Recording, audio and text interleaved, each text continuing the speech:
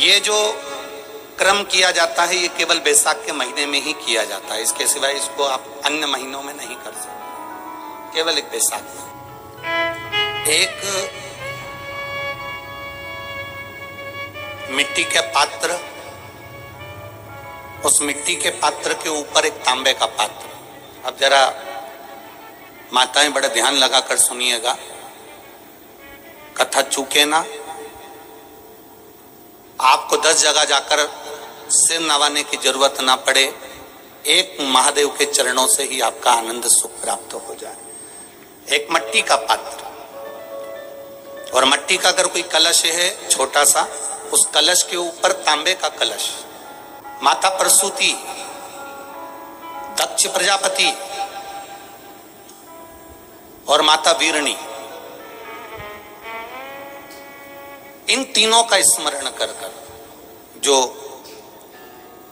बड़ के पेड़ के नीचे जो शिवलिंग हो, बड़ के पेड़ के नीचे जो शिवलिंग विराजमान हो, चाहे वो ओटले पर हो,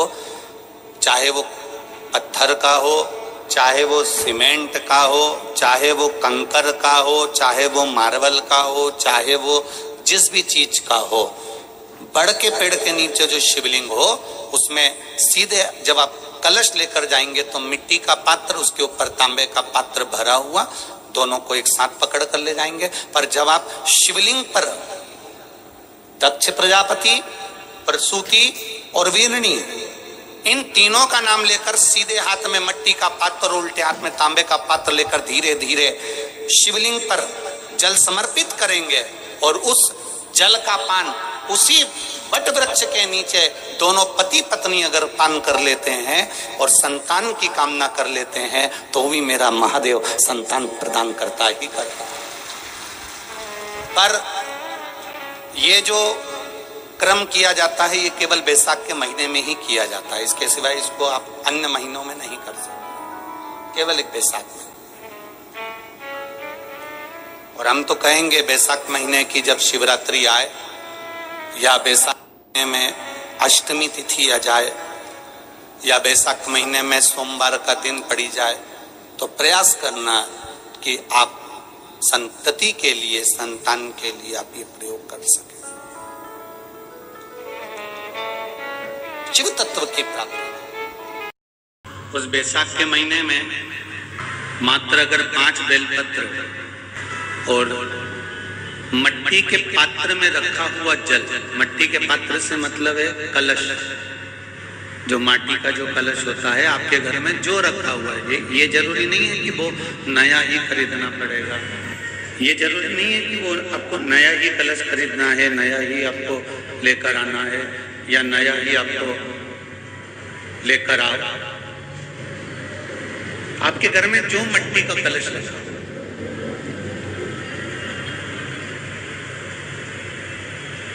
जो माटी का कलश आपके घर में रखा हुआ, 5 बेलपत्र, मट्टी के कलश में जो जल भरा हुआ हो वो जल तांबे के पात्र में डालकर शिवजी पे 5 बेलपत्र अशोक सुंदरी वाली जगह पर जो आप लेकर आए हो, 5 बेलपत्र वो अशोक सुंदरी वाली जगह पर समर्पित कर मट्टी के पात्र का जो जल है वो जल बैसाख के महीने में किसी भी दिन, चाहे आप सोमवार को कर लो, प्रदोष को कर लो, चाहे आप शिवरात्रि पे कर लो बैसाख महीने की, तो आप अगर उस मट्टी के कलश का जल या पात्र का जल शंकर भगवान को 5 बेलपत्री अशोक सुंदरी वाली जगह पर समर्पित कर जल अगर चढ़ा देते हैं तो महाराज ये उदर से जो जुड़ी हुई परेशानियां जो मनुष्य को झेलना पड़ती है, चाहे भोजन नहीं पच रहा हो, चाहे उदर में पत्थरी हो रही हो या कोई अनेक परेशानियां जो उदर से जुड़ी हुई होती है, बैसाख के महीने में अगर प्रतिदिन मट्टी के पात्र का जल शिवजी को समर्पित करा जाता है तो उदर से जुड़ी हुई अपने आप धीरे धीरे समाप्त होने लगती है। कि बैसाख महीने में पवित्र वृक्ष के जड़ में 1 लोटा जल समर्पित कर देने पर और वहां की जो रज है उसको मस्तक पर चढ़ा लेने पर 84 लाख योनियों से मुक्ति मिल जाती है। 84 लाख योनियों से। शंकर कह रहे हैं, माँ उमा से, माँ पार्वती से मेरा महेश कह रहा है, मेरा बाबा भोलेनाथ, मेरा बाबा विश्वनाथ, मेरा त्रिकालदर्शी कैलाशी अविनाशी कह रहा है कि हे पार्वती,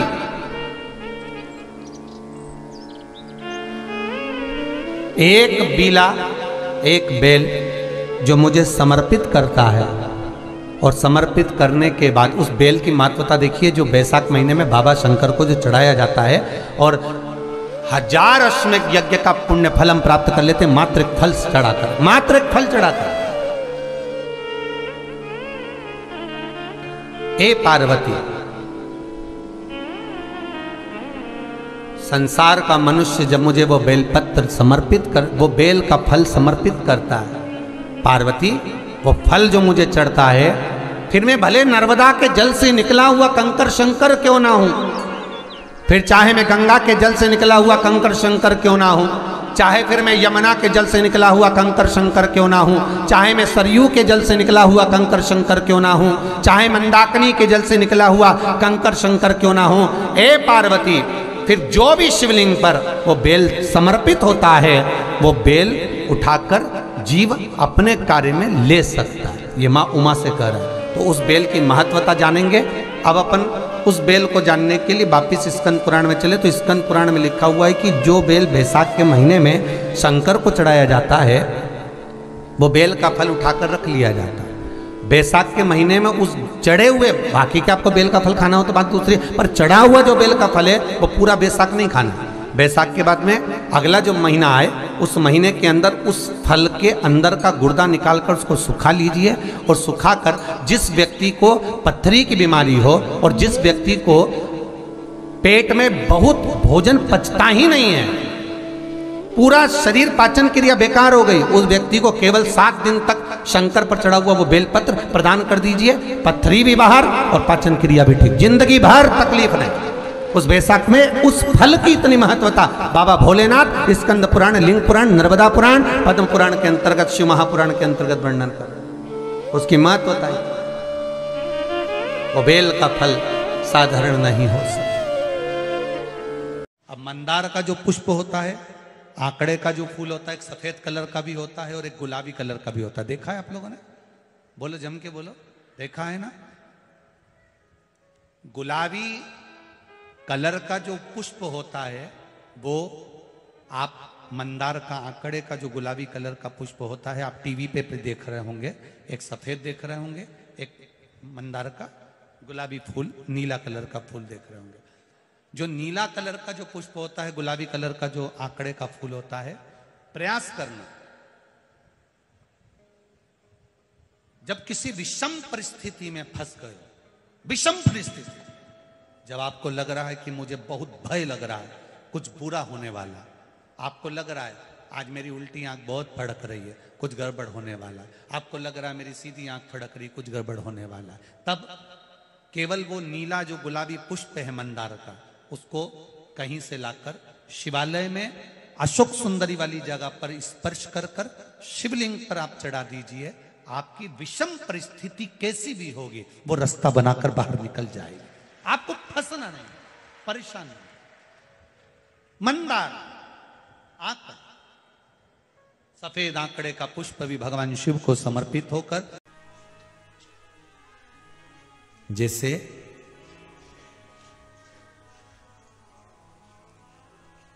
बेले के फल का गुर्दा, बेल का जो फल होता है, बेलपत्री का फल, उसका जैसे गुर्दा, उसके अंदर का जो भाग होता है बेल का, वो गुर्दा,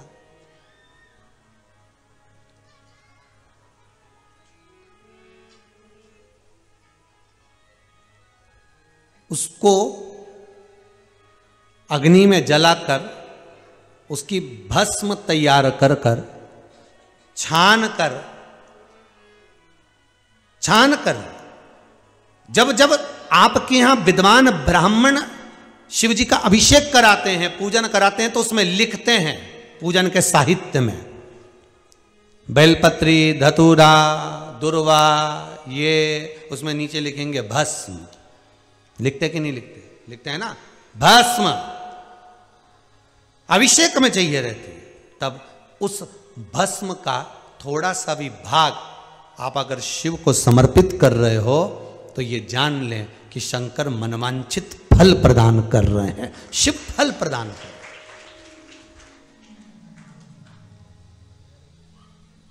महाराज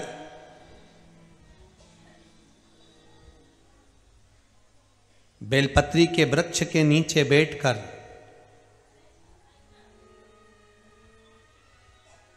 हाथ में एक बेलपत्र का पत्ता रखकर आप पंचाक्षर मंत्र नमः शिवाय,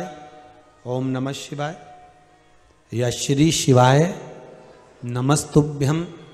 या महामृत्युंजय मंत्र का स्मरण कर रहे हो, पर डंडी का भाग अपनी ओर, बेलपत्र की बीच वाली पत्ती का भाग बीच वाली उंगली की ओर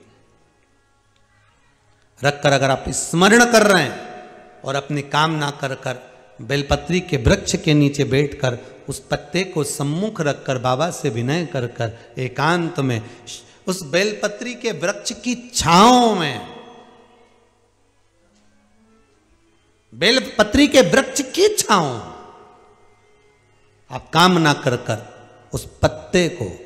शंकर भगवान के ऊपर समर्पित कर रहे हैं, तो ये जान कर रखें कि पार्वती और शिव का मिलन करवा रहे हैं और अपनी मनवांछित फल कामना पूर्ण करवा रहे हैं। क्योंकि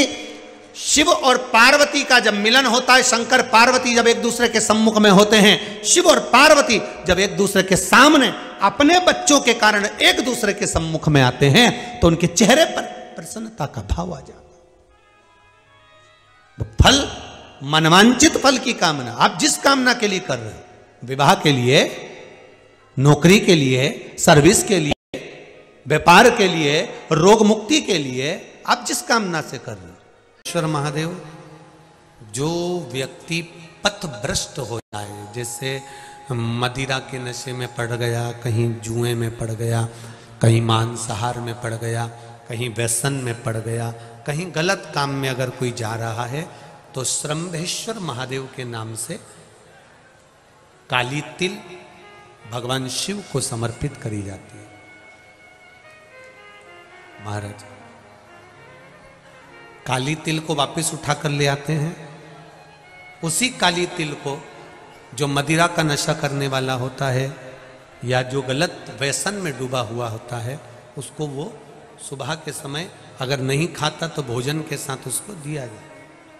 श्रंभेश्वर महादेव, एक बेलपत्री का भी बहुत अच्छा प्रयोग है श्रंभेश्वर महादेव का, मदिरा पीने वालों के लिए, मांसाहार, व्यसन में, जुए में, वेश्यावृत्ति में, पर नारी में, गलत जगह पर जो डूबे रहते हैं उनके लिए। पहले की कथा में उसका वर्णन किया है बेलपत्री का। श्रंभेश्वर महादेव, एक बार सब बोलेंगे, कौन से महादेव? श्रंभेश्वर महादेव। फिर जम के बोल लो एक बार, श्रंभेश्वर महादेव। जब हमारे घर में क्रोध बढ़ता है या कोई गलत कार्य में जाने लगता है, तो श्रंभेश्वर महादेव का हमें शरणागति लेना चाहिए, श्रंभेश्वर महादेव का पूजन करना चालू कर देना चाहिए। कई लोग कहते हैं महाराज जी ये श्रंभेश्वर महादेव का मंदिर कहाँ मिलेगा, हम कहाँ पूजन करने जाए? कहीं नहीं जाना, तुम्हारे घर के पास में जो शंकर जी का मंदिर है वहीं जाओ, उसी देवालय में, उसी मंदिर में जाओ, श्रंभेश्वर महादेव के नाम से जल चढ़ाना प्रारंभ करेंगे। वो जल जो गलत संगत में पड़ा हुआ है उसका आचमन कराना प्रारंभ करेंगे, अपने आप उसकी धीरे धीरे बुद्धि सुधरना प्रारंभ हो जाएगी। ऐसा श्रंभेश्वर महादेव का है।